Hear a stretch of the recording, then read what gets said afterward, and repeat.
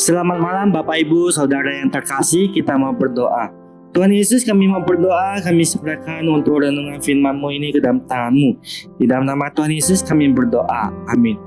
Hari ini kita kembali belajar Kejadian 22 ayat 1 sampai 19, di mana dengan tema hati yang beriman.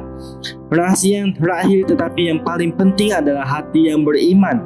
Mari kita bersama-sama perhatikan ayat kelima. Di situ Abraham meminta bujangnya untuk tinggal dan menunggu. Yang menarik adalah Abraham mengatakan kami akan sembahyang, sesudah itu kami akan kembali. Abraham mengatakan akan kembali. Saudara, apakah saat itu ada orang lain selain mereka berempat? Tidak ada sama sekali.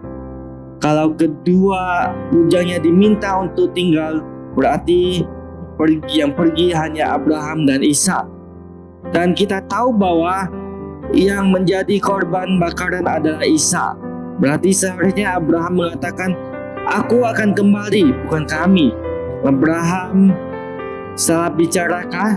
Tentu saja tidak. Abraham tahu apa yang ia katakan. Pernyataan ini menunjukkan imannya, di mana ini adalah hasil dari perjalanan Abraham bersama dengan Allah selama 41 tahun. Nah, Abraham percaya bahwa Allah selama ini ia kenal adalah Allah yang baik, yang tidak mungkin memberi sesuatu yang buruk. Abraham percaya bahwa saat Ishak dikorbankan, maka Allah pun mampu untuk membangkitkannya kembali. Kita dapat melihat di Ibrani pasal 11 ayat 19. Abraham percaya akan janji Allah sehingga ia mengatakan dari Ishaklah keturunan Abraham akan bertambah banyak.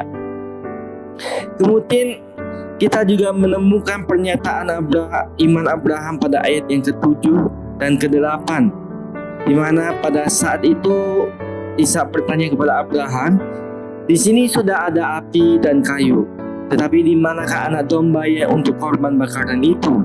Saudara, Ishak menanyakan sesuatu pertanyaan yang mungkin Abraham tidak harapkan. Saudara, mungkin saat itu Abraham bingung dan tentu sulit untuk menjawab. Karena tidak mungkin Abraham menjawab, Ishak, kamulah anak domba itu. Tapi ternyata Abraham langsung menjawab. Abraham menjawab, Allah yang akan menyediakan anak domba untuk korban bakaran baginya, anakku. Nah, saudara, bagi saya ini adalah jawaban yang begitu berani yang Abraham berikan. Dari mana Abraham tahu kalau Allah menyediakan anak domba? Sekali lagi, pernyataan ini menunjukkan imannya.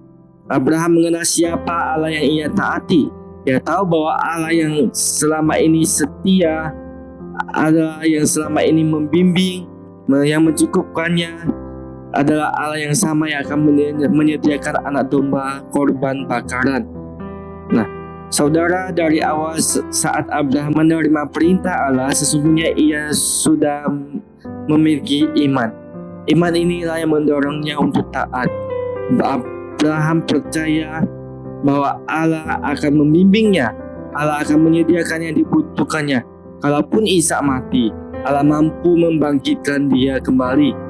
Dan kita pun pada ayat yang ke-11, yang ke-12 dan 13, bahwa apa yang diimani Abraham terwujud.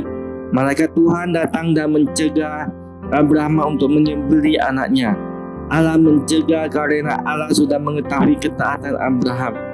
Allah tahu Abraham tidak akan segan-segan memberikannya, yaitu anaknya yang tunggal yang ia kasihi kepada Allah. Allah tahu hati Abraham. Tidak hanya itu, selain mencegah, Allah pun menyediakan anak domba sebagai korban bakaran ganti Ishak. Allah sendiri yang menyediakan. Saudara-saudari yang kekasih, sesungguhnya Allah bukan hanya menyediakan anak domba bagi Abraham, tetapi ia juga menyediakan anak domba bagi kita semua, anak domba yang sejati.